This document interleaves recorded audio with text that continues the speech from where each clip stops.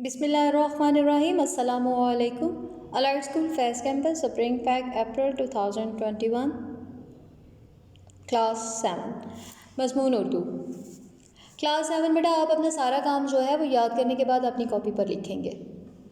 آپ کا جو سب سے پہلا سبق ہے وہ ہے حمد وہ نظم جس میں اللہ پاک کی تعریف بیان کی جائے. اس کا جو سب سے پہلا سوال ہے وہ درج ذیل الفاظ کے معنی یاد کر کے لکھیے. میں نے آپ کو پہلے بتایا بیٹا آپ اپنا سارا کام جو ہے یاد کرنے کے بعد اپنی کاپی پر لکھیں گے. اس کے الفاظ ہیں پی، فلک، ترانہ، گلشن، چمن، لبھانا، صحرا. ان کے معنی جو ہیں وہ نیچے بیان کر دیے گئے ہیں. آپ ان کو یاد کریں گے اور یاد کرنے کے بعد آپ ان کو اپنی کاپیز پر لکھیں گے. حمد کا جو دوسرا سوال ہے وہ ہے حمد کا خلاصہ یاد کر کے لکھیے. آپ نے یہ خلاصہ یاد کرنا ہے اور یاد کرنے کے بعد آپ نے اس کو اپنی کاپی پر لکھنا ہے. اللہ تعالیٰ نے جو چیز پیدا فرمائی وہ خوبصورت اور خوشنما ہے، بہت خوبصورت دکھائی دیتی ہے. ہر چیز کی ادا نرالی ہے اور کوئی چیز حکمت سے خالی نہیں ہے. اللہ تعالیٰ نے ہر چیز کسی نہ کسی وجہ سے بنائی ہے اور اس کو پیدا کرنے کا کوئی مقصد ہے. اس نے اپنی قدرت کے اللہ پاک نے اپنی قدرت کے پھول کھلائے ہیں، دن کو روشن اور رات کو پر رونق بنایا ہے. اس مٹی سے باغات اگائے ہیں اور ان کے ڈالیوں کو میووں سے بھر دیا ہے، پھلوں سے بھر دیا ہے. اس نے ہر چیز کو نایاب اور عمدہ طور پر پیدا کیا، بہترین پیدا کیا ہے. بھوک میں کھانا کھلاتا ہے، خوف اور خطروں سے بچاتا ہے. ہم کو سیدھے راستے پر چلانے والا بھی اللہ تعالیٰ ہی ہے. بے شک اس کی ذات ہی غالب اور قدرت والی ہے. یہ ہے آپ کی حمد کا خلاصہ. کلاس 7 آپ یاد کرنے کے بعد اس کو اپنی کاپی پر لکھیں گے. آپ کا جو سوال نمبر 3 ہے وہ اشعار کی تشریح ہے. آپ کی شامل نصاب جو حمد ہے اس کے اشعار یہاں پہ بیان کیا گیا ہے. شعر نمبر 1 ہے اور شعر نمبر 2 ہے اور ساتھ میں ان کی تشریحات جو ہیں وہ لکھ دی گئی ہیں. آپ ان تشریحات کو یاد کریں گے اور یاد کرنے کے بعد بیٹا اپنی کاپی پر لکھیں گے. سب سے پہلا جو شعر ہے وہ ہے میدان و صحرا بنائے ہیں کس نے، یہ بلکھاتے دریا بہائے ہیں کس نے، ہمارے خدا نے ہمارے خدا نے. شاعر خود ہی سوال کر رہے ہیں اور خود ہی جواب دے رہے ہیں. پہلے وہ سوال کرتے ہیں کہ میدان اور صحرا بنائے ہیں کس نے. دوسرے مصرے میں وہ کہتے ہیں کہ بلکھاتے دریا بہائے ہیں کس نے. اور تیسرے مصرے میں وہ خود ہی جواب دیتے ہیں کہ ہمارے خدا نے ہمارے خدا نے. اس شعر میں شاعر جو ہے وہ اللہ تعالیٰ کی تعریف بیان کرتے ہوئے کہہ رہا ہے کہ اللہ تعالیٰ نے دنیا میں ریگستان اور میدان بنائے ہیں اور ان دریاؤں میں بہتا ہوا پانی بھی اللہ تعالیٰ کی نشانیوں میں سے ایک نشانی ہے. ہمارا جو خدا ہے، ہمارے خدا نے بہت ساری نعمتیں عطا کی ہیں ہمیں جن کا شمار ناممکن ہے. کائنات کی ساری چیزیں بے شمار اللہ تعالیٰ نے نہیں بنائی ہوئی ہیں. بے شک کائنات کی ساری چیزیں جو ہیں وہ اللہ پاک کی تخلیق کردہ ہیں. آپ کا جو دوسرا شعر ہے وہ ہے یہ گلشن میں پھولوں کی رنگی کتاریں بکھیری ہیں کس نے چمن میں بہاریں، ہمارے خدا نے ہمارے خدا نے.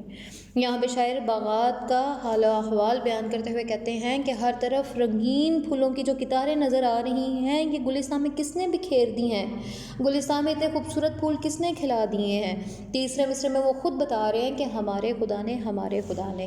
اس شعر میں شاعر اللہ تعالیٰ کی تعریف بیان کرتے ہوئے کہہ رہا ہے کہ باغوں میں یہ جو پھول کھلے ہوئے ہیں وہ اپنی خوشبو سے ہر طرف دنیا میں اللہ تعالیٰ کی موجودگی کا پیغام پہنچا رہے ہیں. ان کی جو خوشبو ہے وہ اللہ تعالیٰ کی موجودگی کا احساس دلا رہی ہے. قرآن مجید میں ارشاد ہے اگر تمام درخت جو ہیں وہ قلم بنا دیے جائیں اور تمام سمندر جو ہے ان کو روشنائی بنا دیا جائے تو پھر بھی ہم اللہ تعالیٰ کی، اللہ پاک کی نعمتوں کو نہیں بیان کر سکتے ہیں. باغوں میں بہار جو ہے وہ اللہ تعالیٰ کے دم سے ہی ہے.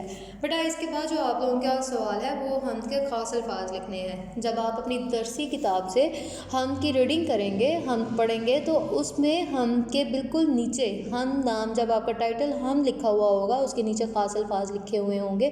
وہ جو خاص الفاظ ہیں بیٹا وہ آپ اس جگہ پہ یہ جو بلاکس بالکل خالی نظر آ رہے ہیں یہاں پر لکھیں گے.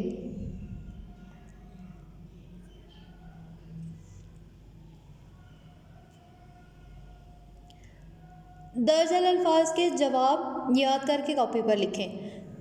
سب سے پہلا سوال ہے حمد کسے کہتے ہیں.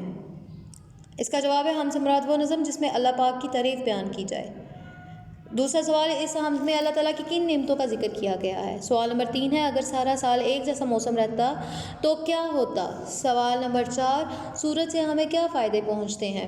سوال نمبر 5 سیاہی کے پردے اٹھانے سے کیا مراد ہے. سوال نمبر 6 آسمان پر چمکتے ستارے ہمیں کیسے لگتے ہیں. یہ سوالات جو ہیں یہ آپ نے یاد کرنے ہیں اور اپنی اپنی نوٹ بک پر لکھنے ہیں. یہ کام تھا آپ کا حمد کا.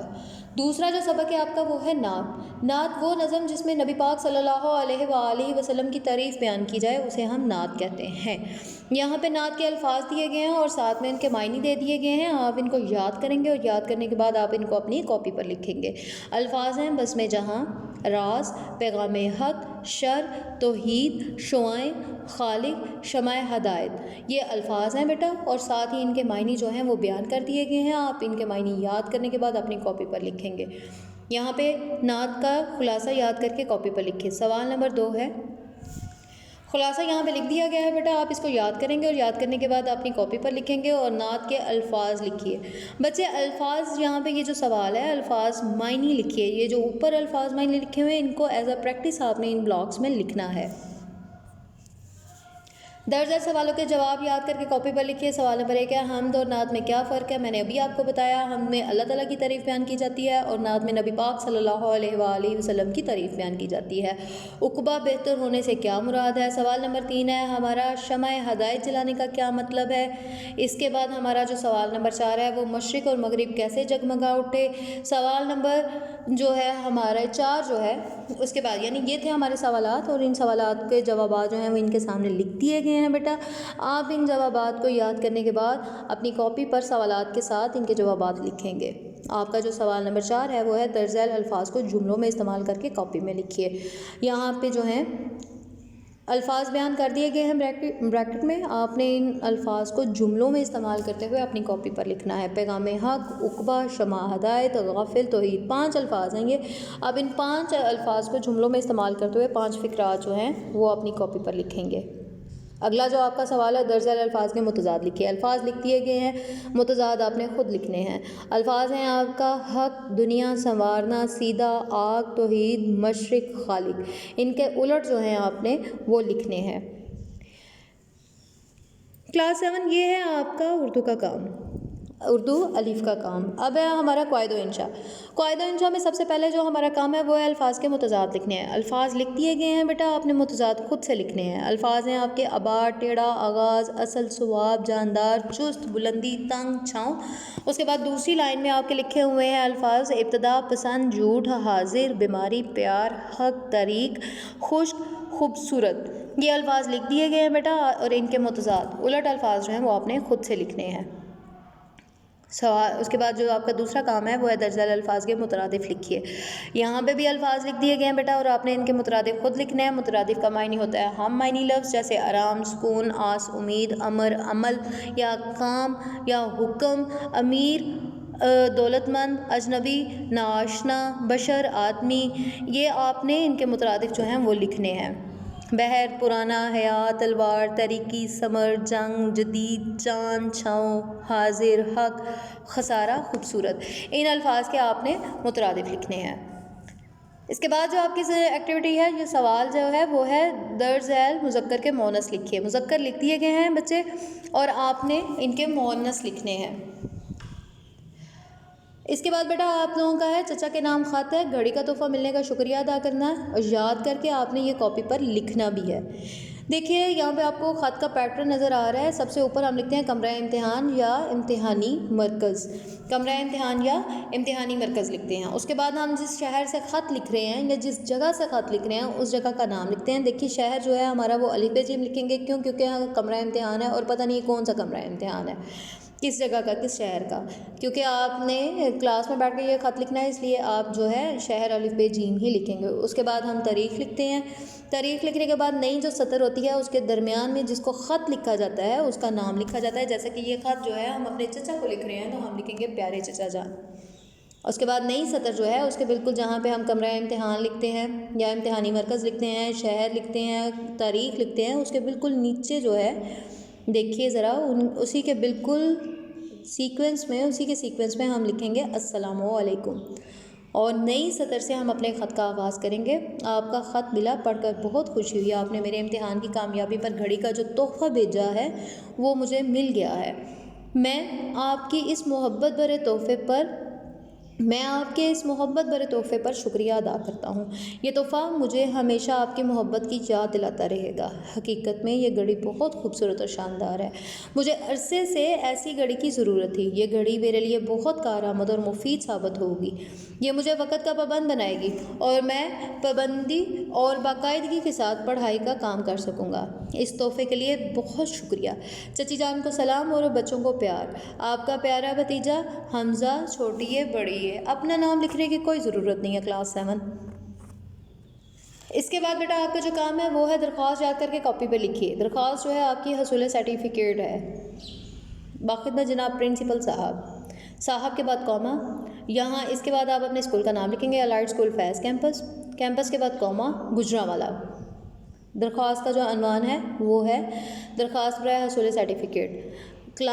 اس کے بعد بیٹا ہم اگلی جو سطر ہے ہماری اس کے درمیان میں لکھیں گے جناب اعلیٰ۔